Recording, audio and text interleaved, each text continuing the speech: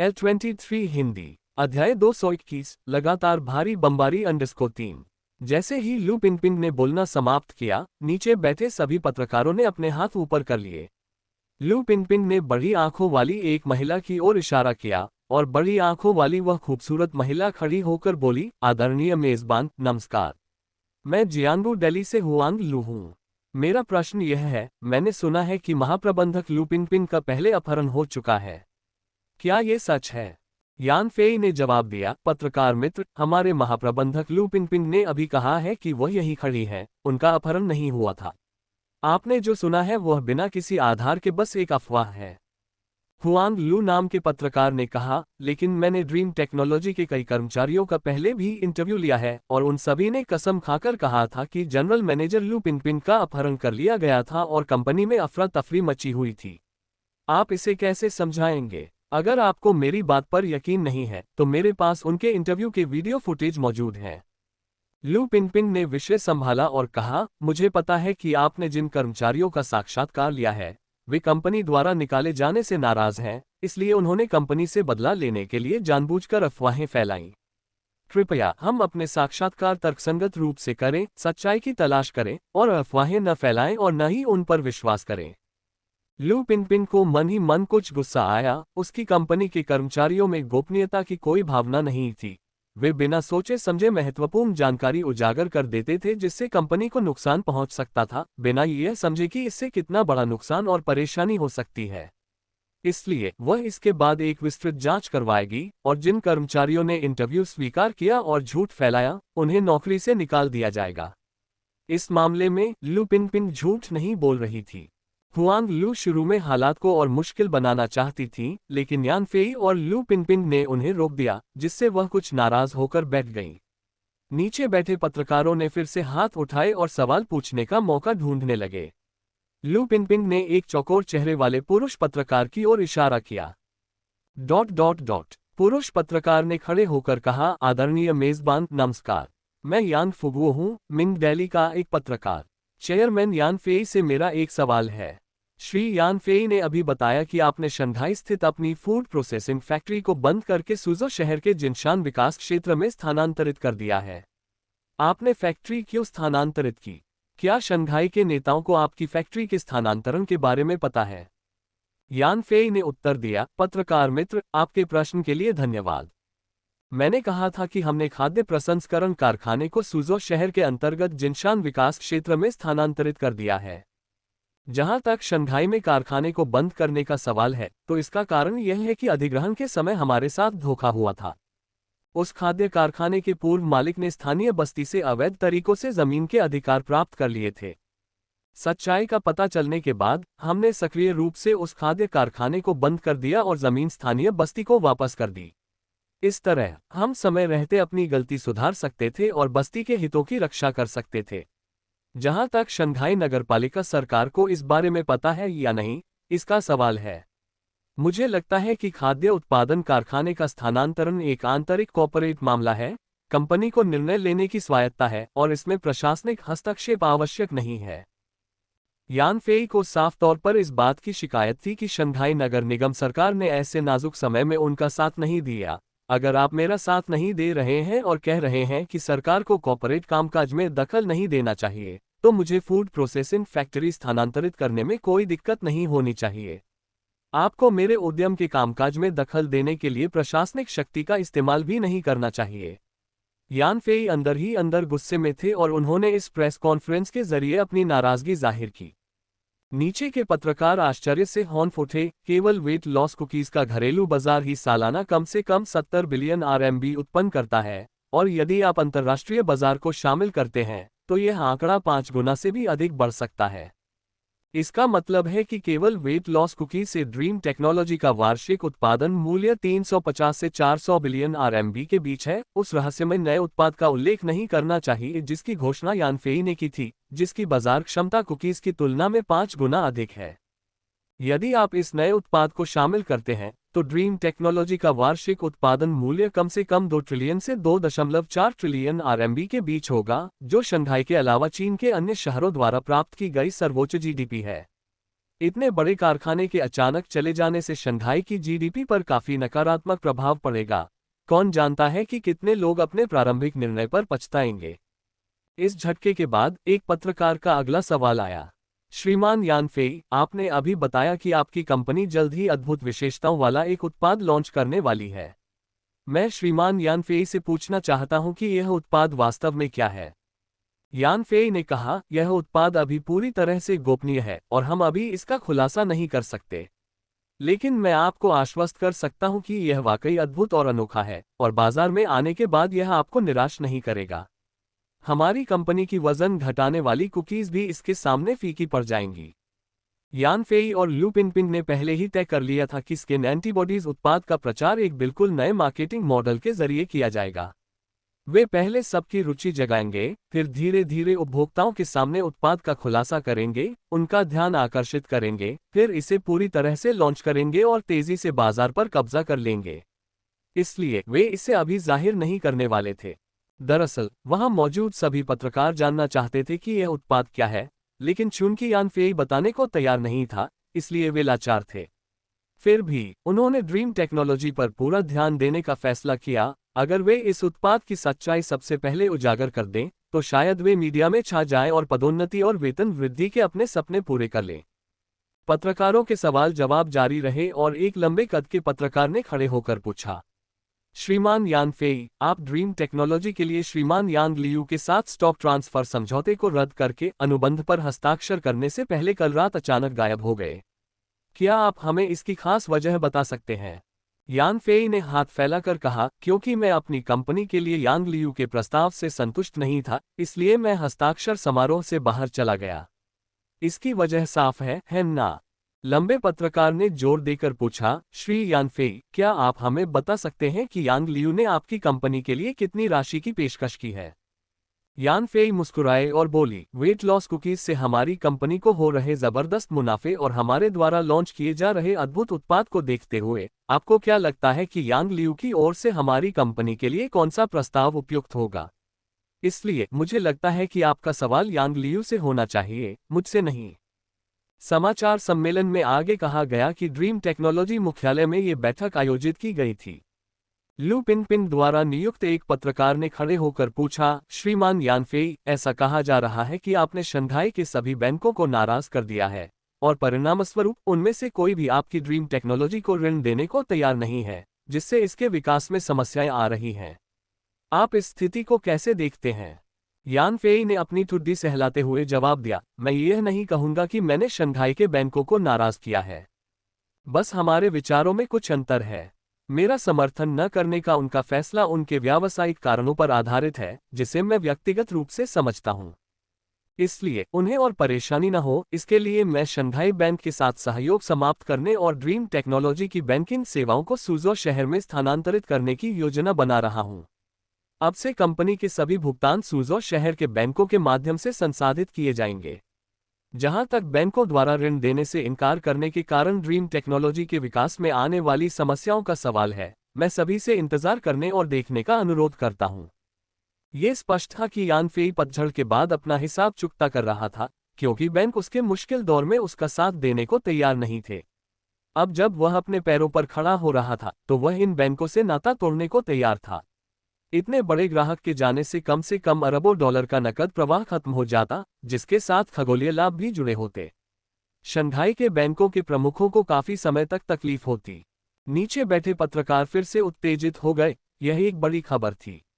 एक उभरता हुआ उद्योग दिग्गज शंघाई के बैंकों के साथ युद्ध में उतरने का मतलब जमा राशि में दसियों, सैकड़ों अरबों, यहां तक कि खरबों का नुकसान हो सकता था। हालांकि अभी ये तय नहीं था कि कौन जीतेगा, लेकिन युद्ध की प्रक्रिया ही उनके लिए रोमांचकारी थी। बस थोड़ी सी कोशिश से यह एक और धमाकेदार मनोरंजन समाचार बन सकता था। एक पत्रकार ने खड़े होकर पूछा, श्रीमान यान फेई, आपकी वजन घटाने वाली कुकीज धड़ल्ले से बिक रही हैं और आप 100% इक्विटी वाले एकमात्र शेयरधारक हैं। क्या आप मुझे बता सकते हैं कि अब आपके पास कितना पैसा है? क्या आप चीन के सबसे अमीर व्यक्ति हैं? यान फेई हंसे और बोले, चीन में हमेशा से अपनी संपत्ति का खुलासा न करने की परंपरा रही है। इसलिए मैं आपको ये तो नहीं बता सकता कि मेरे पास कितना पैसा है, हालांकि आप अपनी गणना खुद कर सकते हैं। लेकिन मैं आपको ये जरूर बता सकता हूँ, मैं व्यापार जगत में एक नया व्यक्ति हूँ जिसने थोड़ी बहुत सफलता हासिल की है और चीन का सबसे अमीर व्यक्ति बनने से पहले मुझे अभी बहुत लंबा सफर तय करना है। एक और पत्रकार खड़ा हुआ और बोला, श्रीमान यान फेई, क्या आपकी कोई गर्लफ्रेंड है? कहा जाता है कि आप और महाप्रबंधक लू पिनपिन विश्वविद्यालय में प्रेमी थे। क्या अब भी आप किसी रिश्ते में हैं? यान फेई ने अपने बगल में लू पिनपिन की ओर देखा और जवाब दिया, यह एक निजी सवाल है और मैं इसका जवाब देने से इनकार करता हूं। पत्रकार निराश होकर बैठ गया। लू पिनपिन ने बेपरवाही से दूसरे प्रश्नकर्ता की ओर इशारा किया। वो पत्रकार खड़ा हुआ और बोला, श्रीमान यान फेई, मैं लियू जियांग शुन हूं, साउथ कोरिया सेंट्रल दिल्ली का पत्रकार। क्या आपने वर्ल्ड ताइक्वांडो प्रमोशन अलायंस द्वारा आपको भेजा गया चैलेंज लेटर देखा है? यान फेई ने इससे पहले एक नवागंतुक के रूप में दक्षिण कोरियाई लोगों द्वारा सावधानीपूर्वक आयोजित एक लाइव टेलीविजन प्रसारण में एक ताइक्वांडो विशेषज्ञ को हराया था, जिससे ताइक्वांडो को पूरी दुनिया के सामने शर्मिंदगी उठानी पड़ी थी और उनके तेजी से बढ़ते विस्तार में बाधा उत्पन्न हुई थी। दक्षिण कोरियाई ताइक्वांडो विश्व प्रचार लीग ने हार न मानते हुए यान फेई को ऑनलाइन चुनौती पत्र जारी किए थे, ताकि चीनी कुंग फू और ताइक्वांडो के बीच एक और मुकाबला हो और वे अपना सम्मान पुनः प्राप्त कर सकें। दुर्भाग्य से यान फेई अपनी ऊर्जा ताइक्वांडो के साथ प्रतिस्पर्धा पर केंद्रित नहीं कर रहे थे और उन्होंने चुनौती को नजरअंदाज कर दिया था। अब दक्षिण कोरियाई पत्रकार लियू शियांग शुन के इस सवाल से यान फेई को तुरंत मामला याद आ गया। उन्होंने कहा, लगता है मैंने इसके बारे में सुना है, लेकिन मैं इस चुनौती को स्वीकार करने का इरादा नहीं रख। लियू जियांगक्सुन ने उन्हें चुनौती दी, श्री यान फेई, क्या आपको लगता है कि आप पर्याप्त मजबूत नहीं हैं और आप हमारे ताइक्वांडो की शक्ति को जानते हैं, खुद को शर्मिंदा करने से डरते हैं, इसलिए आप लड़ाई से बचना चाहते हैं? यान फेई ने हंसते हुए जवाब दिया, मैं साल में अरबों युआन कमाता हूं, यानी प्रति मिनट कई मिलियन। तुम चाहते हो कि मैं विकृत पैरों वाले लोगों के एक समूह से लड़ूं, क्या तुम इसके लायक हो? दक्षिण कोरियाई पत्रकार कुछ हद तक अहंकारी था और यान फेई ने स्वाभाविक रूप से उसकी भावनाओं को नहीं बख्शा, उसका पूरी तरह से उपहास किया और उस पहलू का उपयोग करके बातचीत पर हावी हो गया जिसमें वह सबसे अधिक कुशल था, धन, जिससे उसका प्रतिद्वंद्वी अवाक रह गया। क्रोधित होकर लियू शियांग शुन के पास जवाब देने के लिए शब्द नहीं थे। यान फेई की दौलत को देखते हुए ये नामुमकिन था कि वह चुनौतियों को यूं ही स्वीकार कर लेता। यान फेई का ऐसा कहना गलत नहीं था। आसपास खड़े चीनी पत्रकार जानबूझकर मुस्कुराए। इस समय स्वाभाविक रूप से उन्होंने यान फेई, जो एक चीनी साथी था, का पक्ष लिया। यान फेई ने आगे कहा, अगर दक्षिण कोरिया की ताइक्वांडो वर्ल्ड प्रमोशन लीग मेरी बराबर की रकम दांव पर लगाने को तैयार हो तो मैं किसी और मैच पर विचार कर सकती हूँ, वरना मैं ली वांजी के साथ अपने दिन बिताना ज्यादा पसंद करूंगी, कम से कम इस तरह तो मैं खुद का आनंद ले पाऊंगी। चीनी पत्रकार, जो कई मामलों में व्यस्त शब्दों के खेल से वाकिफ थे, जोर से हंस पड़े। एक ने कहा, श्रीमान यान सही कह रहे हैं, बिना समतुल्य धन के आपसे लड़ने की कौन परवाह करेगा, और ली वांजी तो दक्षिण कोरियाई सुंदरी लगती हैं। श्रीमान यान का कृपापात्र बनना उनके लिए सौभाग्य की बात होगी। दक्षिण कोरियाई पत्रकार लियू शियांग शुन का चेहरा लाल हो गया, कोई जवाब न दे पाने के कारण। झिझकते हुए उन्होंने अपना सिर नीचे किया और सम्मेलन से बाहर चले गए। यान फेई ने पत्रकारों के सवालों का जवाब देते हुए उनका मजाक उड़ाया और उन्हें चिढ़ाया तथा असाधारण सामाजिक कौशल का प्रदर्शन किया, जिससे उन्हें अपने बगल में बैठे लू पिनपिन से सम्मान का एक नया स्तर प्राप्त हुआ। यान फेई ने देखा कि एक पत्रकार उत्सुकता से हाथ उठा रहा था, लेकिन अपने छोटे कद के कारण उसे सवाल पूछने का मौका नहीं मिल रहा था। उन्होंने पत्रकार की मुश्किल नौकरी को देखते हुए उसे मौका देने का फैसला किया। उन्होंने पत्रकार की ओर इशारा करके इशारा किया कि अब उनकी बारी है। पत्रकार तुरंत खड़ा हुआ और बिना अपना परिचय दिए ऊंची आवाज में पूछा, श्रीमान यान फेई, मुझे अभी खबर मिली है कि आपने ऑनलाइन एक इनामी हत्यारे को नियुक्त करने का काम पोस्ट करके अपहृत लू पिनपिन को छुड़ा लिया है। इस मामले पर आपकी क्या राय है? यान फेई अचंभित रह गया। उसे उम्मीद नहीं थी कि पत्रकारों को इस मामले के बारे में पता चलेगा, लेकिन उसने पहले ही एक बहाना सोच लिया था और शांति से बोला, यह एक अफवाह है, पूरी तरह से झूठ। इस बारे में मेरा बस एक ही नजरिया है और वही ये कि सभी को न तो अफवाहें फैलानी चाहिए और न ही उन पर विश्वास करना चाहिए। लेकिन पत्रकार शांत नहीं बैठा। इसके बजाय उसने कागजों का एक ढेर निकाला और उन्हें दूसरे पत्रकारों को देते हुए कहा, श्रीमान यानफेई, आपके बहाने बेकार हैं और मैं अफवाहें नहीं फैला रहा हूं। सभी लोग इसे जरूर देखें। मैंने इंटरनेट से जो कागज छापा है उसमें एक इनामी कार्य दिखाया गया है। इस कार्य को पोस्ट करने वाले व्यक्ति का उपनाम फेई पिंग है और कार्य का विषय लू पिनपिन को बचाना है, जिस पर 200 मिलियन अमेरिकी डॉलर का इनाम है। फेई पिंग में फेई का मतलब श्रीमान यान फेई होना चाहिए और पिन का मतलब संभवतः महाप्रबंधक लू पिनपिन है। इस कार्य को पोस्ट करने का समय कल रात श्रीमान यान फेई के हस्ताक्षर समारोह से जाने के बाद था, जो मुझे लगता है यहां सभी को याद होगा। आसपास के पत्रकारों ने हंगामा मचा दिया। छोटे कद के पत्रकार द्वारा वितरित किए गए अखबार की सामग्री को इधर उधर घुमाकर बारीकी से जांच पड़ताल करने लगे। हालांकि सामग्री अंग्रेजी में लिखी थी, लेकिन इन पत्रकारों को अंग्रेजी का थोड़ा बहुत ज्ञान था और वे इनाम के काम के बारे में लिखी बातों को तुरंत समझ गए।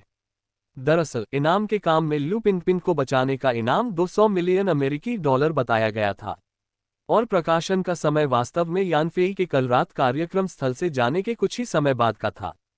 यानफेई जोर से हंस पड़ी और बोली, मुझे नहीं पता कि आप किस इनाम वाले काम की बात कर रहे हैं। लू पिनपिन का अपहरण नहीं हुआ था, इसलिए जो कुछ भी लिखा है उसका मुझसे कोई लेना देना नहीं है। इसके अलावा फेई पिंग बस 2 आम किरदार हैं और उनका मुझसे या लू पिनपिन से कोई लेना देना नहीं है। यानफेई ने जानबूझकर लोगों को बताया कि यह कार्य उसने ही पोस्ट किया था, लेकिन जब वास्तव में इस ओर ध्यान दिलाया गया तो उसने सब कुछ नकार दिया। इसके भीतर का रहस्य केवल वही समझ सकता था जो इसे स्वाभाविक रूप से समझ सकता था, इसे शब्दों में बयां नहीं किया जा सकता। freewebnovel.com अंडरवर्ल्ड द्वारा इस्तेमाल किए जाने वाले डार्क वेब की गोपनीयता का स्तर अविश्वसनीय रूप से ऊंचा है और आम लोगों को उस नेटवर्क के बारे में पता भी नहीं है। उसे एक्सेस करने की क्षमता तो दूर की बात है। इसलिए उस नाटे कद के पत्रकार को डार्क वेब पर यानफेई द्वारा की गई इनाम की घोषणा खुद नहीं मिली होगी, ये जानकारी उसे किसी और ने दी होगी। और वह व्यक्ति स्पष्ट रूप से यांग लियू थी। यांग लियू अपनी हार स्वीकार नहीं कर सकी और उसने यानफेई को घृणास्पद बनाने के लिए एक पत्रकार को यानफेई का मंच उखाड़ने के लिए नियुक्त किया। उसे क्या पता था कि यानफेई किसी भी सबूत के सामने अडिग था और उसने तहे दिल से हर बात को नकार दिया था।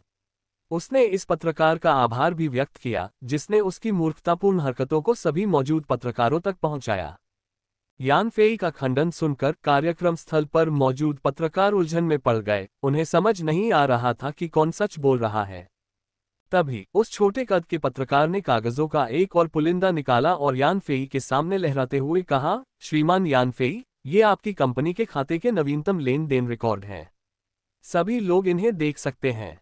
जैसे ही इनाम का काम पूरा हुआ, ड्रीम टेक्नोलॉजी के खाते से 200 मिलियन अमेरिकी डॉलर नकद ट्रांसफर कर दिए गए। इस तरह की 2 एक साथ की गई गतिविधियां क्या ये मामले की सच्चाई साबित नहीं कर सकती? यानफेई हंसे और बोले, देखिए, यहीं पर मैंने बैंकों के साथ हमारे व्यापारिक दर्शन में मतभेद का जिक्र किया था। मेरा मानना है कि ग्राहकों की जानकारी गोपनीय रखी जानी चाहिए, लेकिन कुछ बैंकों को लगता है कि ग्राहकों का डेटा उनका है और उन्हें इसे बेचने का अधिकार है। इसीलिए हमने अलग होने का फैसला किया। मैं फिर से जोर देना चाहता हूं कि कंपनी के खाते से जो 200 मिलियन अमेरिकी डॉलर ट्रांसफर किए गए थे, वे दूसरे कामों के लिए थे। वह पैसा कहां गया, मुझे लगता है कि यह गोपनीय है। खैर, ये फिरौती के लिए तो नहीं था। नाटे कद का पत्रकार स्तब्ध रह गया। उसे उम्मीद नहीं थी कि यानफेई इतने मजबूत सबूतों को सिरे से नकार देगा। इतनी मोटी चमड़ी के साथ उसे समझ नहीं आ रहा था कि इस स्थिति पर तुरंत क्या प्रतिक्रिया दे। तभी कार्यक्रम स्थल के बाहर से शोरगुल की आवाज आए और सुरक्षा वर्दी पहने कुछ लोग प्रेस कॉन्फ्रेंस स्थल में दाखिल हुए। उनका नेतृत्व एक अधेड़ उम्र के व्यक्ति ने किया, जिसने मंच पर यानफेई की ओर देखते हुए कहा, श्रीमान यानफेई, ड्रीम टेक्नोलॉजी ने हमारे साथ तियानी प्लाजा में एक लीज एग्रीमेंट पर हस्ताक्षर किए थे। हालांकि हमें आज ही पता चला कि जिस कर्मचारी ने आपके साथ एग्रीमेंट पर हस्ताक्षर किए थे, उसके शैक्षिकी प्रमाण पत्र जाली थे। इसलिए उसकी नियुक्ति अवैध थी और वह हमारा औपचारिक कर्मचारी नहीं था, जिसका अर्थ है कि उसे हमारे संपत्ति प्रबंधन की ओर से लीज पर हस्ताक्षर करने का कोई अधिकार नहीं था। इस गलती को सुधारने के लिए हमने उसे पहले ही नौकरी से निकाल दिया है। मैं आपको सूचित करना चाहता हूं कि चूंकि अनुबंध के एक पक्ष की पहचान संबंधी समस्या है, इसलिए अनुबंध रद्द कर दिया गया है। हम आपका लीज भुगतान वापस कर देंगे, लेकिन कृपया तियानी प्लाजा तुरंत खाली कर दें। हम आपको 1 घंटे का समय देंगे और उसके बाद हम आपकी सुरक्षा में मदद करेंगे। घटनास्थल पर मौजूद पत्रकार दंग रह गए। उन्हें उम्मीद नहीं थी कि एक प्रेस कॉन्फ्रेंस में ऐसी अविश्वसनीय घटना देखने को मिलेगी। एक बड़ी कंपनी के कार्यालय लीज समझौते को एक तरफा रद्द कर दिया जाना और उस पर कब्जा करने वाले उद्यम को बाहर निकाल दिया जाना, ये सब आश्चर्यजनक था। इसके अलावा समझौते को रद्द करने का कारण भी बहुत अजीब था। ये सब हस्ताक्षर करने वाले किसी व्यक्ति की फर्जी शैक्षणिक योग्यता के कारण हुआ था। इस बिंदु तक पत्रकारों को भी एहसास हो गया कि कुछ गड़बड़ है। स्पष्ट रूप से ड्रीम टेक्नोलॉजी ने किसी ऐसे व्यक्ति को नाराज कर दिया था जो अब कंपनी को नुकसान पहुंचा रहा था और उसका गला घोंट रहा था, जिसका उद्देश्य ड्रीम टेक्नोलॉजी को सार्वजनिक रूप से शर्मिंदा करना था। यान फेई और लू पिनपिन ने खबर सुनी, लेकिन उनके चेहरे पर कोई भाव नहीं दिखे, क्योंकि यह स्थिति पहले से ही उनकी योजना में थी और वे इसके लिए पूरी तरह तैयार थे। यान फेई जानता था कि यह यांग लियू की एक और चाल है, लेकिन यांग लियू को इस बात का अंदाजा नहीं था कि यान फेई आज रात ऐसा धमाका करने वाला है। इसलिए ड्रीम टेक्नोलॉजी के अचानक हमले से न केवल यान फेई को शर्मिंदगी हुई, बल्कि वहां मौजूद पत्रकारों को भी यह एहसास हो गया कि कुछ गड़बड़ है। यान फेई ने ठंडे स्वर में कहा, हमारे समझौते की प्रभावशीलता स्वाभाविक रूप से कानून के निर्णय के अंतर्गत आती है। हम एक दूसरे से अदालत में मिलेंगे। हालांकि चूंकि आपने यह मामला उठाया है, इसलिए मैं आज रात के लिए अंतिम सूचना की घोषणा करता हूं, अर्थात तत्काल प्रभाव से ड्रीम टेक्नोलॉजी अपना मुख्यालय लिन प्रांत के सूजो शहर के जिनशान विकास क्षेत्र में स्थानांतरित कर देगी। अधेड़ उम्र का आदमी चौंक गया। उसे उम्मीद नहीं थी कि यान फेई इतना शांत रहेगा, मानो उसे डरने की कोई बात ही न हो और अचानक हुए हमले से घबराने का जरा भी आभास न हो। कुछ चिढ़कर उसने कहा, चूंकि मिस्टर यान फेई का यही इरादा है तो फौरन यहां से चले जाइए। यान फेई ने लू पिनपिन की ओर देखा और तेजी से उनके पास पहुंची। लू पिनपिन ने कहा, प्रेस की देवियों और सज्जनों, मैं आज के प्रेस कॉन्फ्रेंस के समापन की घोषणा करती हूं। freewebnovel.com। यान फेई ने कहा, मीडिया के मित्रों, आपकी भागीदारी के लिए धन्यवाद। हालांकि अगली बार जब आप हमारी कंपनी के किसी प्रेस कॉन्फ्रेंस में शामिल होंगे तो आपको सूजो के जिनशान विकास क्षेत्र में आना होगा। एक पत्रकार ने पूछा, श्रीमान यान फेई, इस इमारत से बाहर जाने के बाद निश्चित रूप से एक ऐसा दौर आएगा जब आप सामान्य रूप से काम नहीं कर पाएंगे। अगर हमें कोई बात करनी हो तो हम आपसे कैसे संपर्क करें?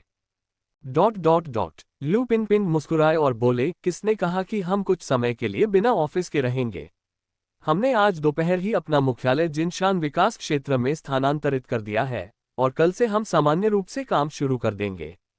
अगर आपके पास कुछ भी हो तो बस जिनशान विकास क्षेत्र में आ जाए। अधेड़ उम्र का आदमी थोड़ा हैरान हुआ, ये कैसे संभव है? आपकी कंपनी में इतनी सारी चीजें होने के बावजूद आप एक ही दोपहर में ये काम कैसे पूरा कर सकते हैं?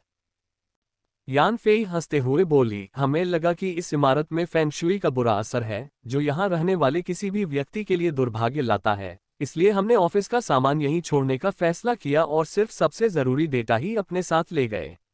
यहाँ जो भी सामान है उसे हम अगले बदकिस्मत किराएदार के लिए छोड़ देंगे। इतना कहकर यान फेई लू पिनपिन के साथ प्रेस कॉन्फ्रेंस छोड़कर बिना पीछे देखे चले गए। अधेड़ उम्र के इस व्यक्ति को अचानक से यह बात समझ नहीं आई और उनके सुरक्षाकर्मियों ने हाथ हिलाकर ड्रीम टेक्नोलॉजी के कार्यालय का दरवाजा खोल दिया। दरअसल उन्होंने पाया कि कंप्यूटर और अन्य जरूरी सामान गायब थे और कर्मचारियों का निजी सामान भी गायब था।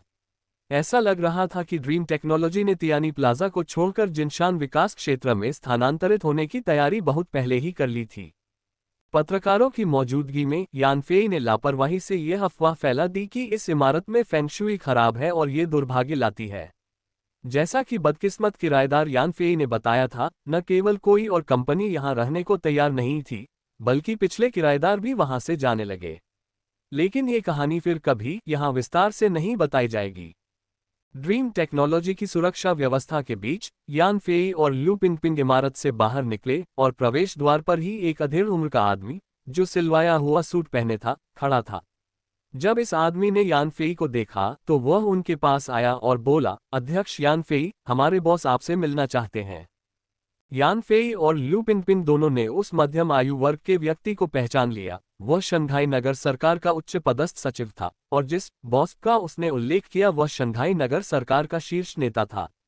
यान फेई और लू पिनपिन ने एक दूसरे को देखा। प्रेस कॉन्फ्रेंस में इतनी बड़ी खबर देने के बाद शंघाई के शीर्ष अधिकारी को तुरंत पता चल जाता, इसलिए वह यान फेई से मिलकर कुछ बातें पक्की करना चाहते थे। लेकिन यान फेई ने पहले ही इस स्थिति पर विचार कर लिया था और मन में योजनाएं बना ली थीं, और कोई गड़बड़ नहीं दिख रही थी। वह सचिव के पीछे पीछे पास की एक कार तक गया। सचिव ने कार का दरवाजा खोला। यान फेई कार में घुसा और सचिव ने तुरंत दरवाजा बंद कर दिया और अपने बॉस और यान फेई को अंदर बातचीत करने का मौका देने के लिए गाड़ी के पास ही इंतजार करने लगा। लू पिनपिन दूर खड़ी होकर घबराहट से कार को देख रही थी। शंघाई के अधिकारी का रुतबा बहुत ऊंचा था, चीन में एक शीर्षस्थ अधिकारी जो अपनी अप्रत्याशितता के लिए जाना जाता था। उसे चिंता थी कि यान फेई शायद स्थिति को संभाल नहीं पाएगा। हालांकि इस चर्चा के लिए केवल यान फेई को ही आमंत्रित किया गया था, इसलिए लू पिनपिन के पास इंतजार करने के अलावा कोई विकल्प नहीं था। उसे आश्चर्य हुआ कि कार के अंदर बातचीत उम्मीद से ज्यादा देर तक चली। 2 घंटे बाद यान फेई बिना किसी भाव के कार से उतरी और लू पिनपिन की ओर चल पड़ी। लू पिनपिन बैठक के परिणामों के बारे में पूछने ही वाली थी, लेकिन यान फेई ने उन्हें रुकने का इशारा किया और कहा, अभी मत पूछो, चलो कार में बात करते हैं। तो वे कार में बैठ गए। यान फेई और लू पिनपिन पीछे बैठे थे और कंपनी का पायलट आगे गाड़ी चला रहा था। यान फेई ने ड्राइवर केबिन का दरवाजा बंद किया, एक पेय पदार्थ का घूंट लिया और फिर कहा, लगातार कोशिशों से मुझे काफी संतोषजनक परिणाम मिला। लू पिनपिन ने कहा, अधिक विशिष्ट बनो। यान फेई ने जवाब दिया। उन्होंने माफी मांगते हुए शुरुआत की और उन कारणों का जिक्र किया जिनकी वजह से वे पहले हमारी मदद नहीं कर पाए थे। उन्होंने हमसे सहानुभूति रखने का अनुरोध भी किया। उन्होंने ये भी कहा कि आज हुई बातचीत में उन्होंने इस मुश्किल घड़ी में हमारी मदद करने का फैसला किया है। हालांकि वे इस मुश्किल घड़ी में हमारी मदद नहीं कर सकते थे, लेकिन वे अपनी परवाह और समर्थन दिखाना चाहते थे। फिर उन्होंने अनुरोध किया कि हम अपनी कंपनी वापस शंघाई ले आएं और वहां एक नया फूड प्रोसेसिंग फैक्ट्री खोलने के लिए पर्याप्त जमीन देने का वादा किया। लू पिनपिन ने तुरंत पूछा, आपकी प्रतिक्रिया क्या थी? यान फेई ने अपने पे का एक और घूंट लिया और कहा, मैं सहमत नहीं था। लू पिनपिन ने जोर देकर पूछा, और उसने इस पर क्या कहा? यान फेई ने बताया, मेरी शर्तों पर जोर देने के बाद वे आखिरकार मान गए और हमें फूड फैक्ट्री को अस्थायी रूप से शंघाई से बाहर ले जाने की अनुमति दे दी। हालांकि उन्होंने जोर देकर कहा कि मुख्यालय शंघाई नहीं छोड़ सकता, हमें शंघाई स्थित उद्यम ही रहना होगा। कुछ सोच विचार के बाद मैंने ज्यादा जोर नहीं दिया और मुख्यालय शंघाई में ही रखने पर राजी हो गया। आखिरकार हमारी कंपनी ने हाल ही में यहाँ एक सुपर मैंशन खरीदा है, हम इसे यूं ही बेकार नहीं छोड़ सकते थे। फिलहाल हम अस्थायी रूप से जिनशान विकास क्षेत्र में काम करेंगे और सुपर मैंशन का नवीनीकरण पूरा होने के बाद हम शंघाई वापस आ जाएंगे। लू पिनपिन ने सिर हिलाया और कहा, शंघाई चीन का वित्तीय केंद्र है, स्वाभाविक रूप से हमारा मुख्यालय जिनशान क्षेत्र की बजाय वहां होना बेहतर है। इसके अलावा इस बार हम अपने सारे अंडे एक ही टोकरी में नहीं रख सकते और यह आभास नहीं दे सकते कि हम केवल उन्हीं पर निर्भर हैं। हम कई जगहों पर निवेश करेंगे ताकि अगर जिनशान में परिस्थितियों में कोई बदलाव आए तो हम यहां जल्दी से उबर सकें। इसी तरह अगर यहाँ कोई समस्या फिर से आती है तो हम तुरंत जिनशान विकास क्षेत्र में स्थानांतरित हो सकते हैं। यान फेई ने आगे कहा, उन्होंने ये भी अनुरोध किया कि हम अपनी कंपनी के बैंक खाते न बदलें और कंपनी के धन को जिनशान के बैंकों में स्थानांतरित न करें। मैं इस पर भी पूरी तरह सहमत नहीं था। मैं केवल इस बात पर सहमत था कि हम शंघाई में एक नया खाता खोलेंगे और अपना आधा धन वहीं रखेंगे। उन्होंने इस पर विचार किया और सहमत हो गए। लू पिनपिन ने कहा, अपनी आधी धनराशि शंघाई में रखना ठीक है। हालांकि इस बार हम उन बड़े बैंकों को फिर से नहीं चुन सकते, चलो कुछ छोटे बैंकों को चुनते हैं। कम से कम उन छोटे बैंकों ने इस घटना के दौरान हमें नाराज तो नहीं किया, इसलिए उनके साथ काम करने में कोई मनोवैज्ञानिक बाधा नहीं आएगी। यान फेई ने बस इतना कहा, यह आप तय कर सकते हैं। साथ ही उन्होंने उम्मीद जताई कि जब हमारे नए उत्पाद लॉन्च होंगे तो हम उनका उत्पादन करने के लिए शंघाई में एक नया कारखाना स्थापित कर सकेंगे। लू पिनपिन ने पूछा, आपने इस पर क्या कहा? यान फेई ने जवाब दिया, मैंने उनसे कहा कि हम शंघाई में हमारी कंपनी के साथ किए गए व्यवहार पर विचार करेंगे। अगर यह हमारी उम्मीदों पर खरा नहीं उतरा तो हम शंघाई में विनिर्माण संयंत्र स्थापित करने के लिए वापस नहीं लौटेंगे। उन्होंने कुछ देर सोचा और फिर मेरी शर्त मान ली। अंत में उन्होंने वादा किया कि वे इस समस्या का समाधान निकालेंगे और हमें शंघाई की आने वाली खबरों पर ध्यान देने को कहा। यान फेई और लू पिनपिन बातचीत करते हुए उनकी कार सूजो के अंतर्गत जिनशान विकास क्षेत्र की ओर बढ़ गई और शंघाई की नियॉन रोशनी में लुप्त हो गई। यान फेई और लू पिनपिन ने अपनी प्रेस कॉन्फ्रेंस समाप्त की और ड्रीम टेक्नोलॉजी का मुख्यालय लिन प्रांत के सूजो शहर के जिनशान विकास क्षेत्र में स्थानांतरित कर दिया। शुरुआत में लू पिनपिन ने यान फेई के लिए नए घर के रूप में वहां एक विला खरीदा था। हालांकि यान फेई के आग्रह पर लू पिनपिन ने पास में ही एक और विला अपने नए घर के रूप में खरीद लिया। इस बीच शंघाई में उनके बाद प्रेस कॉन्फ्रेंस में सामने आई बातों ने एक जबरदस्त तूफान खड़ा कर दिया। इस तूफान में कुछ लोग बदकिस्मत थे जो ऊंचाई से गिर गए और फिर से ऊपर उठने की कोई संभावना नहीं थी, जबकि कुछ लोग खुश थे, आसमान साफ होते ही वे तेजी से सत्ता के शिखर पर पहुंच गए। हालांकि ये सब यान फेई के लिए अस्थायी रूप से अप्रासंगिक था। जिनशान विकास क्षेत्र में यान फेई और लू पिनपिन का सूजो नगर सरकार द्वारा गर्मजोशी से स्वागत किया गया। नगर सरकार के लिए ड्रीम टेक्नोलॉजी का ये कदम स्वर्ग से मिले एक अप्रत्याशित उपहार जैसा था। स्वागत के दौरान यान फेई और लू पिनपिन को दी गई अति प्रशंसा और वादे इस जोड़ी को लगभग अवास्तविक लगे। लेकिन शंघाई के उतार चढ़ावों से गुजरने के बाद वे जानते थे कि दूसरों के वादों और सहायता पर भरोसा नहीं किया जा सकता और उनकी अपनी ताकत ही एकमात्र विश्वसनीय चीज थी। पर्याप्त ताकत के बिना सारी चापलूसी और वादे गायब हो जाते, जिससे उन्हें अपनी कंपनी को जल्दी से मजबूत करने का आग्रह हुआ। freewebnovel.com। अगले दिन मुहासों वाली सुल्तान एयर नाम की लड़की आखिरकार आ गई और ड्रीम टेक्नोलॉजी की आधिकारिक वेबसाइट पर दिए गए पते से जिनशान डेवलपमेंट जोन ढूंढ लिया। लू पिनपिन ने उसका स्वागत किया और उसके साथ एक समझौते पर हस्ताक्षर किए। उसके चेहरे के मुहासों का इलाज करने के साथ साथ उन्होंने साहूकार से लिए गए उसके कर्ज को चुकाने में भी उसकी मदद की और बदले में सुल्तान एयर ने ड्रीम टेक्नोलॉजी के लिए आजीवन काम करने का अनुबंध किया। एक नया खाद्य प्रसंस्करण कारखाना खरीदने के बाद यान फेई से नए सौंदर्य प्रसाधनों के आगामी विमोचन की खबर सुनकर लू पिनपिन ने तुरंत पास में ही एक सौंदर्य प्रसाधन कारखाना खरीद लिया। ये सौंदर्य प्रसाधन कारखाना एक सरकारी उद्यम था जो पहले बहुत फल फूल रहा था, लेकिन व्यवस्थागत कारणों और आधुनिक समय के साथ तालमेल न बिठा पाने के कारण धीरे धीरे बाजार से बाहर हो गया, जिससे ये बंद होने के कगार पर पहुंच गया। नए खाद्य प्रसंस्करण कारखाने के ठीक बगल में स्थित सौंदर्य प्रसाधन का कारखाना एक सुविधाजनक पड़ोसी के लिए उपयुक्त था। बंद होने के कगार पर होने के बावजूद कारखाने में एक व्यापक उत्पाद श्रृंखला थी और सभी आवश्यक व्यावसायिक संचालन प्रक्रियाएं मौजूद थीं। इसके अलावा कारखाना 1000 एकड़ के बड़े क्षेत्र में फैला हुआ था। सबसे खास बात यह थी कि हालांकि उपकरण पुराने थे, उनका रखरखाव अच्छी तरह से किया गया था और अभी भी उनका उपयोग किया जा सकता था। इसके अलावा कारखाने में कई कुशल कर्मचारी थे जो कच्चा माल उपलब्ध होते ही तुरंत उत्पादन शुरू कर सकते थे। इस प्रकार भले ही ड्रीम टेक्नोलॉजी ने भारी कीमत चुकाए हो, लेकिन सौंदर्य प्रसाधन कारखाने को पूरी तरह से खरीदने से कंपनी को काफी सुविधा हुई।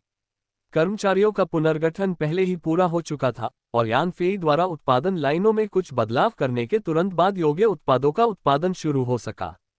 प्रबंधन के उद्देश्य से यान फेई ने कारखाने का नाम बदलकर ड्रीम कॉस्मेटिक्स लिमिटेड कर दिया, जिससे ये ड्रीम टेक्नोलॉजी की पूर्ण स्वामित्व वाली सहायक कंपनी बन गई।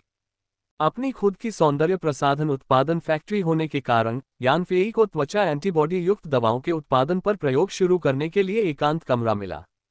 ड्रोन प्रौद्योगिकी विश्लेषण प्रणाली की सूक्ष्म भविष्यवाणियों के आधार पर त्वचा एंटीबॉडी को 10 से अधिक विशिष्ट अनुप्रयोगों में विभाजित किया गया। इनमें त्वचा परजीवियों का उन्मूलन, आंखों की त्वचा के एंटीबॉडी, चेहरे की त्वचा के एंटीबॉडी, हाथों की त्वचा के एंटीबॉडी, पैरों की त्वचा के एंटीबॉडी, दाग धब्बों को हटाना, चेहरे की झाइयों को दूर करना, त्वचा को गोरा करना आदि शामिल थे, जो सौंदर्य प्रसाधन बाजार के उत्पादों की पूरी श्रृंखला को कवर करते थे। लू पिनपिन के साथ चर्चा के बाद उन्होंने विभिन्न स्किन एंटीबॉडी एप्लीकेशन फंक्शंस को चरणबद्ध तरीके से जारी करने का निर्णय लिया। वेट लॉस कुकीज के विपरीत, जिनका कोई प्रबल प्रतिस्पर्धी नहीं था, सौंदर्य प्रसाधन बाजार में अपार संभावनाएं होने के बावजूद उद्योग जगत के दिग्गजों का दबदबा था। ये दिग्गज कई वर्षों से बाजार में अपनी पकड़ बनाए हुए थे और उनके पास काफी ताकत और बाजार प्रभाव था। अगर ड्रीम टेक्नोलॉजी के स्किन एंटीबॉडी उत्पाद एक साथ लॉन्च होते तो उन्हें इन सौंदर्य प्रसाधन दिग्गजों के दमन का सामना करना पड़ता। उनके सामूहिक दबाव में भले ही स्किन एंटीबॉडी उत्पादों का प्रभाव बेहतर हो, फिर भी वे सफल नहीं हो पाते क्योंकि बाजार में खराब पैसे से अच्छे पैसे का बाहर होना आम बात थी। विशिष्ट स्थिति का विश्लेषण करने के बाद लू पिनपिन ने निर्णय लिया कि बाजार में लॉन्च किया जाने वाला पहला कॉस्मेटिक उत्पाद त्वचा परजीवियों को खत्म करने के लिए होगा। इस उत्पाद को बाजार में सबसे पहले लाने का मुख्य कारण ये था कि इसके प्रतिस्पर्धी कम थे और यह ध्यान आकर्षित नहीं कर पाता था। इसके अलावा इसका बाजार आकार भी बड़ा नहीं था, जिससे इसे नजरअंदाज करना आसान था। एक बार जब इस उत्पाद ने अपनी पकड़ मजबूत कर ली और कंपनी का नाम बन गया, तो वे लगातार दूसरे उत्पाद पेश करते रहे। सबसे आसान लक्ष्यों को पहले निपटाने की रणनीति अपनाकर वे धीरे धीरे पूरे सौंदर्य प्रसाधन बाजार पर कब्जा कर लेते। जब तक सौंदर्य प्रसाधन क्षेत्र के दिग्गजों को कुछ गड़बड़ का एहसास होता, तब तक बहुत देर हो चुकी होती। ड्रीम कॉस्मेटिक्स उस समय सीमा तक पूरी तरह से विकसित हो चुका होता। इसलिए यान फेई द्वारा तैयार किया गया पहला उत्पाद वह था जो त्वचा परजीवियों को लक्षित करने वाले एंटीबॉडी को प्रतिरक्षा प्रणाली में जोड़ता था। प्रौद्योगिकी निष्कर्षण प्रणाली के अंतर्गत इस उत्पाद का उत्पादन सूत्र एक चीनी चिकित्सा नुस्खे जैसा था, जिसमें 24 कच्चे माल मुख्यतः पादप आधारित थे, जिन्हें एक विशेष प्रसंस्करण विधि के साथ संयोजित किया गया था। कच्चे माल में 2 प्रकार की चीनी औषधियों के अलावा शेष 22 पहाड़ों में पाए जाने वाले सामान्य पौधे थे। ये दोनों प्रकार की चीनी औषधियां प्रचुर मात्रा में उपलब्ध और किफायती थीं, जिससे उत्पाद की लागत बहुत कम हो गई। यान फेई द्वारा तैयार किए गए पिछले स्लिमिंग लिक्विड की तरह इन सामग्रियों का उत्पाद के मूल्य में बहुत कम हिस्सा था। यान फेई ने पहले ही चुपचाप कई कच्चे माल वाले पौधे इकट्ठा कर लिए थे और अपने गुप्त फॉर्मूले को दूसरों तक पहुंचने से रोकने के लिए जानबूझकर दर्जनों अन्य प्रकार के पौधे और चीनी चिकित्सा सामग्री इकट्ठा की ताकि उन्हें गुमराह किया जा सके। फिर उसने एक गुप्त कमरे में उत्पाद विकसित करना शुरू किया। स्लिमिंग लिक्विड की तरह परजीवी निवारक अमृत की उत्पादन प्रक्रिया भी बेहद जटिल और कठिन थी, एक भी चूक विफलता का कारण बन सकती थी।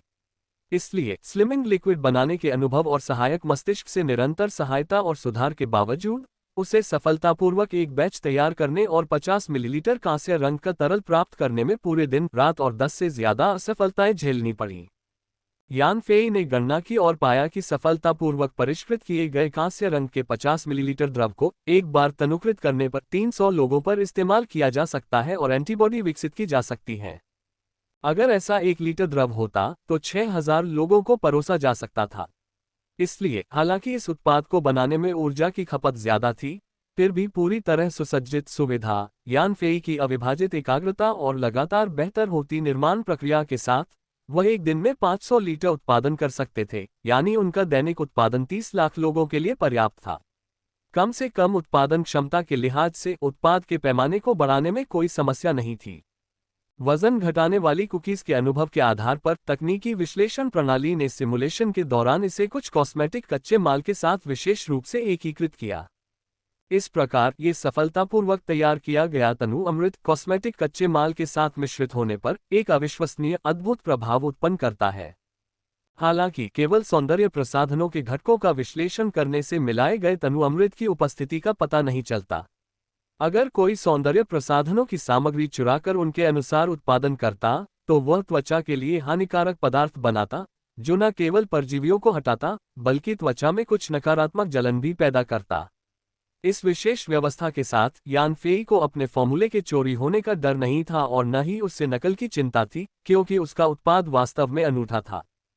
तीसरे दिन यान फेई ने परजीवी निवारक उत्पाद की पूरी निर्माण प्रक्रिया पूरी कर ली और कॉस्मेटिक फैक्ट्री की उत्पादन सुविधाएं और उपकरणों का संशोधन भी पूरा हो गया, जिससे आधिकारिक तौर पर सौंदर्य प्रसाधनों का उत्पादन शुरू हो गया। इस उपकरण के ओवरहाल के दौरान प्रक्रियाओं से परिचित यान फेई ने उत्पादन उपकरण में एक विशेष उपकरण जोड़ा, जिसमें अपना परजीवी निवारक द्रव भी शामिल था। केवल इसी द्रव से ही उत्तम उत्पाद का निर्माण संभव था। इस उपकरण के बिना तैयार उत्पाद अप्रभावी होता और उसके गंभीर नकारात्मक प्रभाव भी होते। यही वह समय था जब यान फेई ने अपना ध्यान कंपनी से हटाकर अपनी अगली कार्रवाई की तैयारी शुरू कर दी। हालांकि यान फेई ने लू पिनपिन का अपहरण करने वाले सभी हत्यारों को मार गिराया था, फिर भी हत्यारा संप्रदाय का सफाया नहीं हुआ था और वह अभी भी यान फेई और लू पिनपिन दोनों की सुरक्षा के लिए लगातार खतरा बना हुआ था। जब तक संप्रदाय का सफाया नहीं हो जाता, न तो यान फेई और न ही लू पिनपिन चैन से रह सकते थे। इसलिए जैसे ही यान फेई सक्षम हुआ, उसने मामले को अपने हाथों में लेना चाहा और ड्रोन का इस्तेमाल करके इस हत्यारा संगठन का सफाया कर दिया और अपनी सबसे बड़ी चिंता को दूर कर दिया। ये जानने पर कि यान फेई के विरोधी हत्यारे संप्रदाय हैं और यान फेई उनसे पूरी तरह अलग हो चुका है, सभी ने सोचा कि यान फेई संप्रदाय द्वारा संभावित हत्या से खुद को बचाने के लिए अपनी व्यक्तिगत सुरक्षा जरूर बढ़ाएगा। किसी को नहीं पता था कि यान फेई हमेशा से ही हत्यारे संप्रदाय को पूरी तरह से मिटाने की अपनी योजना के पीछे पड़ा था। संगठन के खत्म होने के बाद स्वाभाविक रूप से अब यह उसके लिए कोई खतरा नहीं रहा। उसने अपनी इस योजना को अपने सीने से लगाए रखा और कभी किसी को नहीं बताया, यहां तक कि लू पिनपिन को भी नहीं। हत्यारे संप्रदाय को खत्म करने के लक्ष्य को हासिल करने के लिए यान फेई सहायक मस्तिष्क का इस्तेमाल करके संप्रदाय के बारे में कोई भी जानकारी इंटरनेट पर खोज रहा था ताकि उनके मुख्यालय का पता लगा सके। जैसे ही उसे हत्यारे संप्रदाय के मुख्यालय का पता चलता, यान फेई तुरंत ड्रोन अवतार का इस्तेमाल करके उन्हें पूरी तरह से खत्म कर देता। हालांकि हत्यारे संगठनों के मूल पूर्वजों के रूप में उनकी गोपनीयता बेहद अच्छी तरह से बनाए रखी गई थी और वे लंबे समय से उभर नहीं पाए थे, जिससे उनके मुख्यालय का सही स्थान इंटरनेट पर पता नहीं चल पा रहा था। फिर भी सहायक मस्तिष्क की सूचना फिल्टर करने की क्षमता बेहद शक्तिशाली थी और अपने अथक प्रयासों से, जिसमें दुनिया भर की सभी वेबसाइटों को खंगालना भी शामिल था, यान फेई ने उपयोगी जानकारी खोजने के लिए टेक्नोलॉजी डिडक्शन सिस्टम की गति भी धीमी कर दी। आखिरकार लगन ने उसे फल दिया। सहायक मस्तिष्क को एक छोटी सी मध्य पूर्वी वेबसाइट के एक छोटे से भर्ती नोटिस में एक सुराग मिला, जिससे अंततः एक सुराग मिला। हालांकि इसने हत्यारे संप्रदाय के मुख्यालय का सटीक स्थान नहीं बताया, लेकिन इसने एक सामान्य क्षेत्र का पता लगा लिया, सीरिया इराक सीमा पर एक चोटी पर स्थित दक्सियू पर्वत नामक एक स्थान। एक बार जब उसे हत्यारे संप्रदाय के मुख्यालय के बारे में एक मोटा मोटा अंदाजा हो गया, तो यान फेई ने हर तरह की तैयारियां शुरू कर दी और मध्य पूर्व के दाक्सियू पर्वत शिखर पर जाकर सबसे खतरनाक हत्यारे संगठन का खात्मा करने की योजना बनाई। यान फेई की अदम्य व्यक्तिगत शक्ति और उसके ड्रोन अवतार की भयानक सैन्य शक्ति के साथ हत्यारे संप्रदाय का सफाया करना उसके लिए हाथ मिलाने जितना आसान होगा, बशर्ते वह सतर्क रहे। एक ऐतिहासिक रूप से प्रसिद्ध संप्रदाय भी आधुनिक तकनीक की शक्ति का सामना नहीं कर सका। अगली सुबह जब यान फेई काम के लिए कंपनी के नए मुख्यालय की ओर जा रहा था, तो वह सोच रहा था कि कैसे अपने सुरक्षाकर्मियों की चौकस निगाहों से बचकर चुपचाप जिनशान विकास क्षेत्र से निकलकर मध्य पूर्व की ओर प्रस्थान करे। कंपनी के प्रवेश द्वार पर पहुंचकर वह दरवाजे के चारों ओर तरह तरह के कैमरों और उपकरणों से लदी एक बड़ी भीड़ देखकर दंग रह गया। ये प्रमुख मीडिया संस्थानों के पत्रकारों का हुजूम था। ड्रीम टेक्नोलॉजी के प्रेस कॉन्फ्रेंस में शामिल होने और कंपनी के बारे में धमाकेदार खबरें प्रकाशित करने के बाद इन पत्रकारों की अपनी अपनी न्यूज वेबसाइट्स पर वेब ट्रैफिक में उल्लेखनीय वृद्धि देखी गई और उन्हें अपने संपादकों से सराहना भी मिली। इसलिए अब वे ड्रीम टेक्नोलॉजी से जुड़ी खबरों को लेकर बेहद उत्साहित थे और हर दिन नई कंपनी के परिसर में मंडराते रहते थे, इस उम्मीद में कि और भी सनसनीखेज खबरें सामने आएं। यहां तक कि श्री यान फेई द्वारा घोषित रहस्यमयी उत्पाद के बारे में भी जानकारी पाने के लिए तरसते रहते थे। यान फेई की गाड़ी को दूर से देखकर पत्रकार तुरंत उस पर टूट पड़े और जब वह गाड़ी से बाहर निकला तो सबने उसे देखा। हालांकि कुछ अलग था, हालांकि पत्रकारों ने उसे देखते ही उसे घेर लिया, लेकिन उनकी आंखों में एक अजीब सा भाव था और किसी ने भी जोर से कोई सवाल नहीं पूछा। इस पूरे दृश्य ने यान फेई को थोड़ा असहज कर दिया, क्योंकि वह उनकी अचानक चुप्पी का आदी नहीं था। थोड़ी देर बाद पत्रकारों में से एक ने धीमी आवाज में पूछा, अध्यक्ष यान फेई, आप अपनी कंपनी के कर्मचारी की निर्मम हत्या की घटना को किस तरह देखते हैं? यान फेई चौंक गया। उसकी कंपनी के किसी कर्मचारी की बेरहमी से हत्या कब हुई थी? क्या पत्रकार बॉडीगार्ड वांग ली की बात कर रहा था, जिसकी पहले हत्या हो चुकी थी? वह सोच ही रहा था कि क्या जवाब दे, तभी लू पिनपिन भी कंपनी में आ पहुंचा। उसकी कार को भी पत्रकारों ने घेर लिया और उनमें से एक ने उससे वही सवाल पूछना शुरू कर दिया। एक दूसरे को देखते हुए दोनों कुछ हतप्रभ से खड़े हो गए। यान फेई ने पूछा, प्रिय पत्रकार मित्रों, क्या आप स्पष्ट कर सकते हैं कि हमारी कंपनी के किस कर्मचारी की बेरहमी से हत्या हुई है?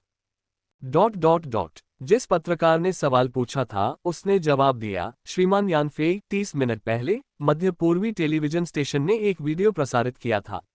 वीडियो में आपकी कंपनी की कर्मचारी लियू टिंग टिंग दिखाई दे रही थी। हत्यारे संप्रदाय का दूत होने का दावा करने वाले एक सदस्य ने बेरहमी से उसका गला रेत दिया और उसकी हिंसक मौत हो गई। यान फेई चौंककर जल्दी से पूछा, वीडियो कहाँ है? क्या मैं इसे देख सकता हूँ? पत्रकार ने तुरंत अपने साथ ले जा रहे लैपटॉप को खोला और कंप्यूटर में सेव किया हुआ एक वीडियो चलाया।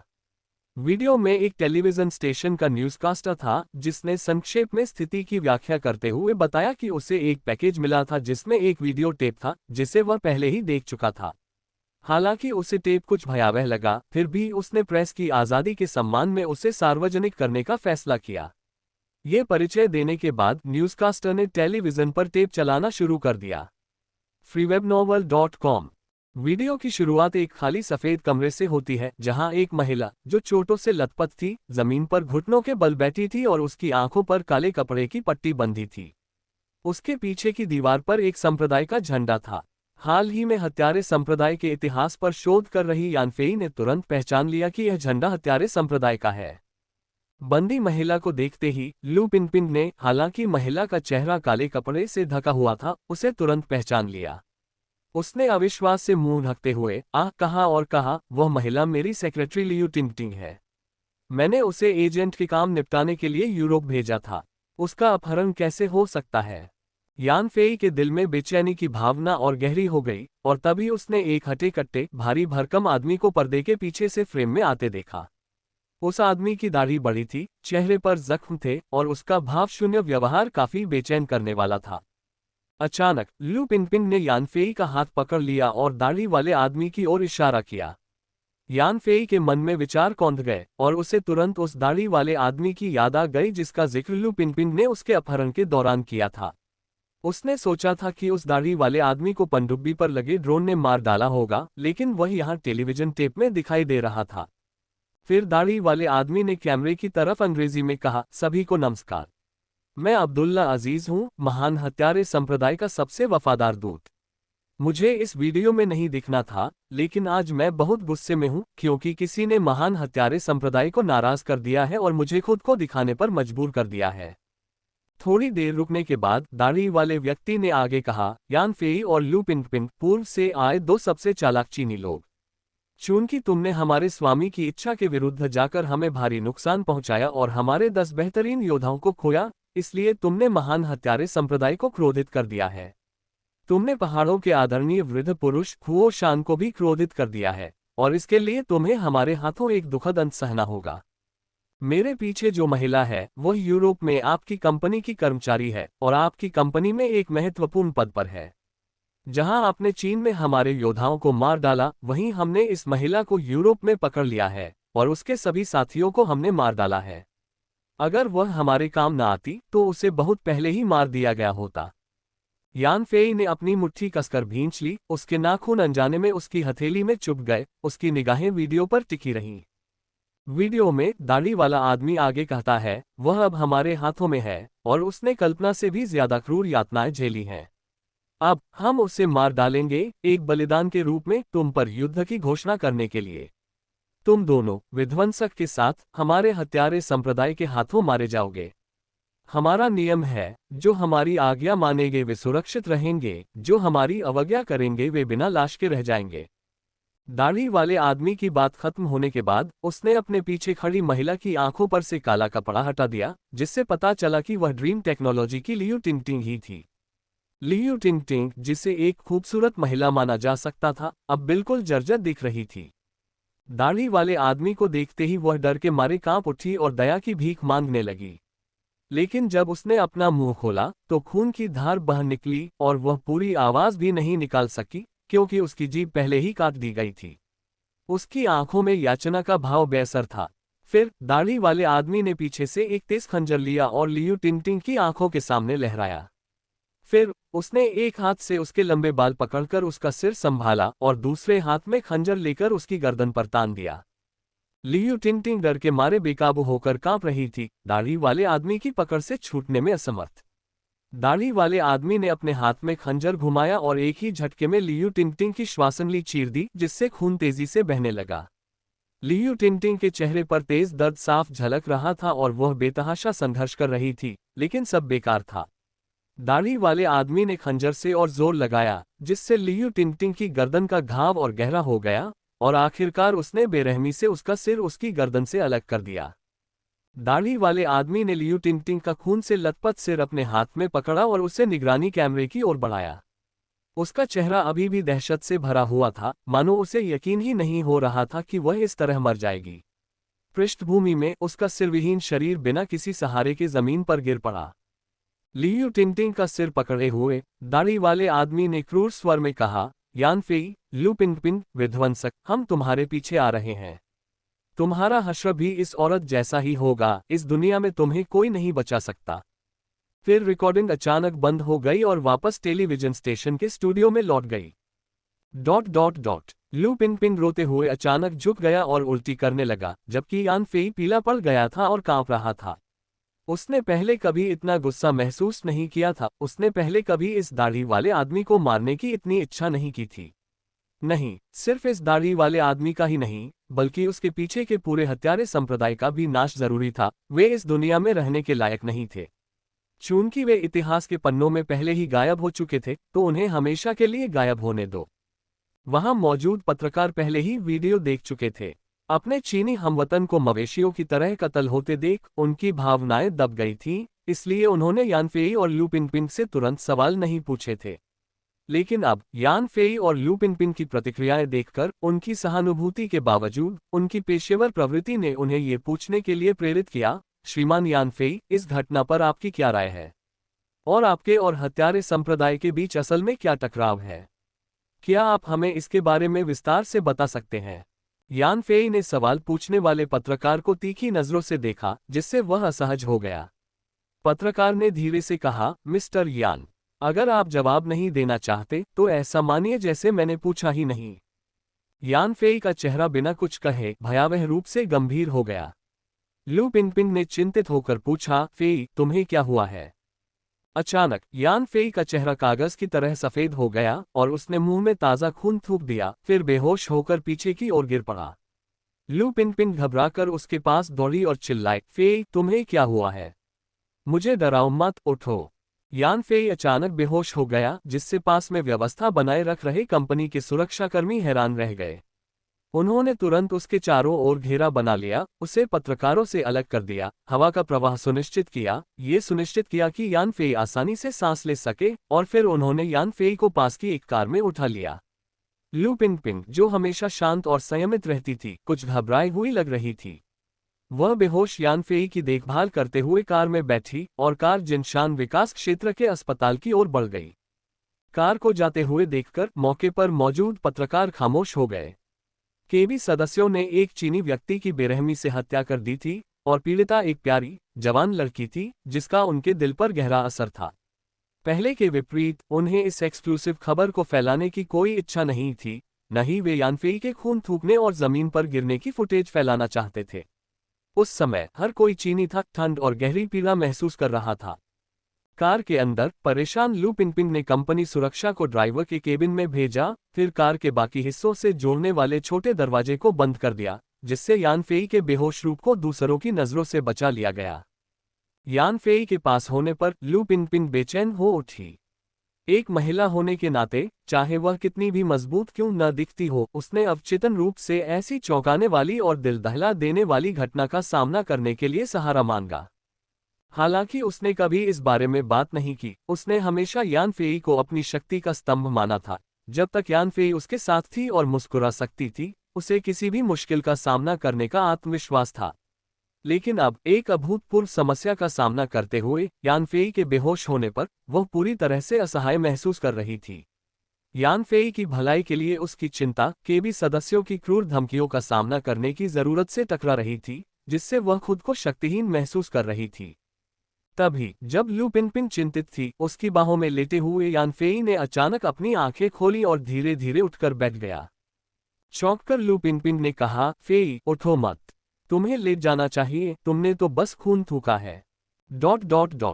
यान फेई ने अपने होठों से खून पोंछा और कहा, पिंगपिंग, मेरी चिंता मत करो, मैं अभी खून थूकने का नाटक कर रहा था, मेरा शरीर बिल्कुल ठीक है, कोई भी समस्या नहीं है। यान फेई की शक्ति जन्मजात स्तर तक पहुंच गई थी और उसके शरीर पर उसका नियंत्रण अविश्वसनीय रूप से परिष्कृत हो गया था। आम लोगों के लिए बिल्कुल असंभव लगने वाले काम उसके लिए कुछ भी नहीं थे। हालांकि वह क्रोधित और हृदयविदारक था, लेकिन वह खून थूकने और बेहोश होने की स्थिति में नहीं था। पत्रकारों के सामने उसके द्वारा किया गया ये दिखावा बीमारी का बहाना बनाकर खुद को मुक्त करने और फिर उनकी नजरों से ओझल होने के लिए था।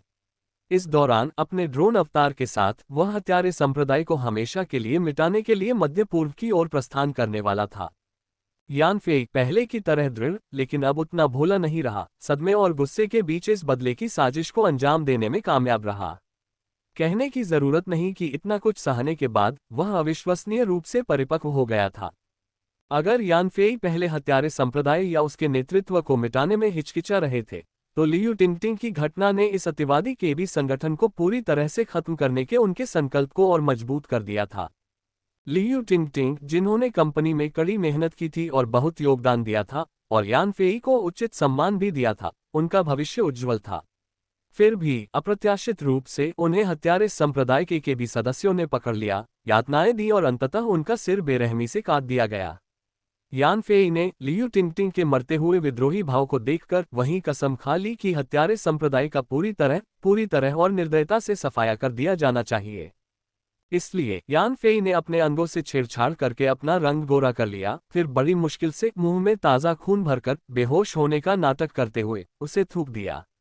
सबकी गवाही और खुद के खून थूकने के बाद उसके पास घर पर आराम करने का एक बहाना था, और आराम करने के बहाने वह लोगों की नजरों से ओझल रहेगा, चतुराई से मध्य पूर्व में अपनी आगामी गतिविधियों को शक की निगाहों से छुपाएगा। इस प्रकार जब केवल लू पिनपिन ही बची, यान फेई ने तुरंत अपनी आंखें खोली और जाग गया। उसने पहले लू पिनपिन की भावनाओं को शांत किया, फिर अपनी योजना उसके साथ साझा की। बेशक यान फेई ने यह नहीं बताया कि वह हत्यारे संप्रदाय को नष्ट करने की इस बेतुकी योजना को स्वयं अंजाम देगा। उसने बस इतना कहा कि उसे बीमारी का बहाना बनाकर विदेश जाना होगा, कुछ सहयोगी सेनाओं से संपर्क करना होगा और फिर हत्यारे संप्रदाय का सामना करके लियू टिंगटिंग और कंपनी के उन साथियों का बदला लेना होगा जो यूरोप में उनके हाथों मारे गए थे। freewebnovel.com। यान फेई की योजना सुनकर लू पिनपिन और भी चिंतित हो गई।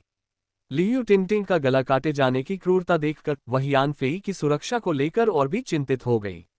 उसके विचार से उन्हें अब से ड्रीम टेक्नोलॉजी के जरिए घरेलू बाजार के विकास पर ध्यान केंद्रित करना चाहिए।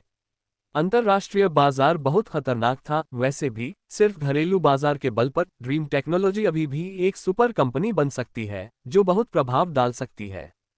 लेकिन यान फेई के आग्रह पर लू पिनपिन को मानना पड़ा।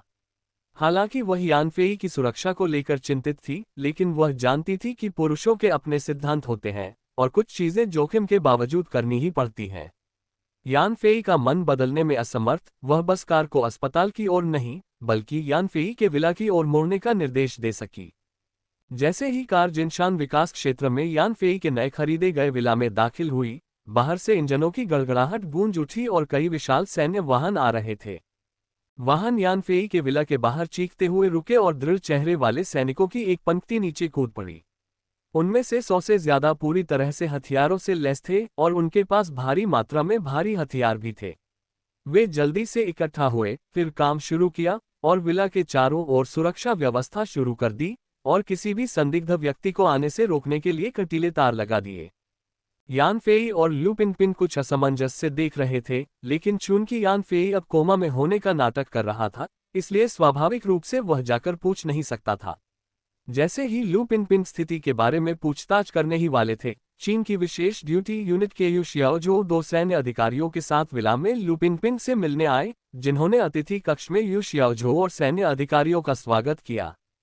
यू शियाओजो ने सबसे पहले यान फेई के स्वास्थ्य के बारे में पूछताछ की, जिस पर लू पिनपिन ने यान फेई के निर्देशों का पालन करते हुए कहा कि यान फेई अभी भी बेहोश है।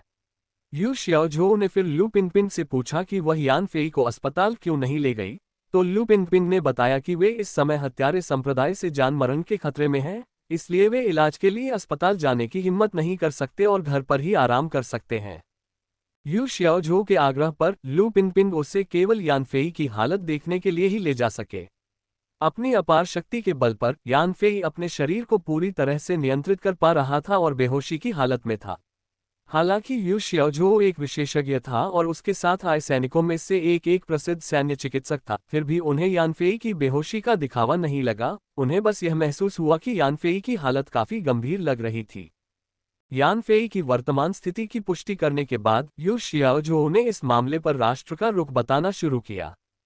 उन्होंने लू पिनपिन को बताया कि राष्ट्र को केबी सदस्यों द्वारा ड्रीम टेक्नोलॉजी के कर्मचारी की नृशंस हत्या की जानकारी पहले से ही थी और उन्होंने लियू टिंगटिंग की हत्या पर संवेदना व्यक्त की और ड्रीम टेक्नोलॉजी को सांत्वना दी। हालांकि राष्ट्र ऐसी घटना की पुनरावृत्ति बर्दाश्त नहीं करेगा और उच्च अधिकारियों के पास इस स्थिति से निपटने का एक तरीका था। अब यान फेई और लू पिनपिन की सुरक्षा के लिए खतरे की चेतावनी हटने तक सेना को विशेष रूप से उनकी सुरक्षा के लिए भेजा गया था।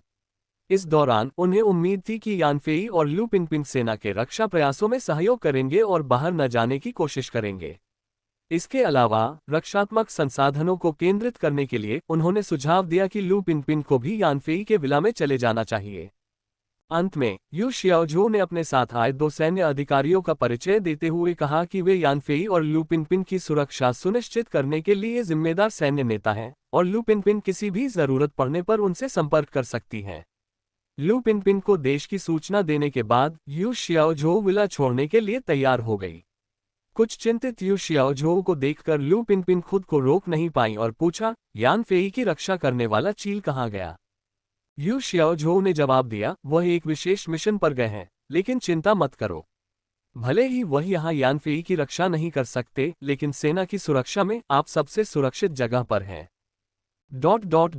यू शियाओजो को विदा करने के बाद लू पिनपिन यान फेई के कमरे में लौट आए। उसने यान फेई को तैयारी करते देखा। वह उसे रोकना चाहती थी लेकिन समझ नहीं पा रही थी कि क्या कहे। जैसे ही यान फेई ने सामान समेटा, उसने नेटवर्क की दुनिया में खोजबीन के लिए सहायक मस्तिष्क का इस्तेमाल किया। केबी सदस्यों द्वारा लियू टिंगटिंग का सिर कलम करने का वीडियो पूरी दुनिया में फैल गया था और खूनी फुटेज हर जगह प्रसारित किया जा रहा था।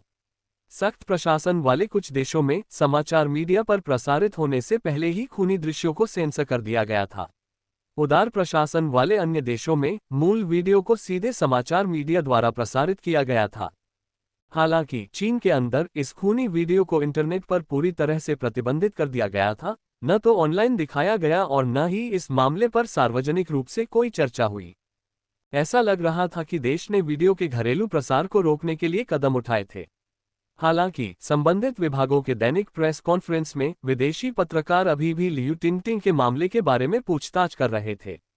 प्रवक्ता ने कहा, जो लोग कई अन्यायपूर्ण कार्य करते हैं वे अंततः खुद को नष्ट कर लेते हैं। हमारा मानना है कि इस दुनिया में न्याय है और हत्यारों को अपनी जान देकर इसकी कीमत चुकानी पड़ेगी।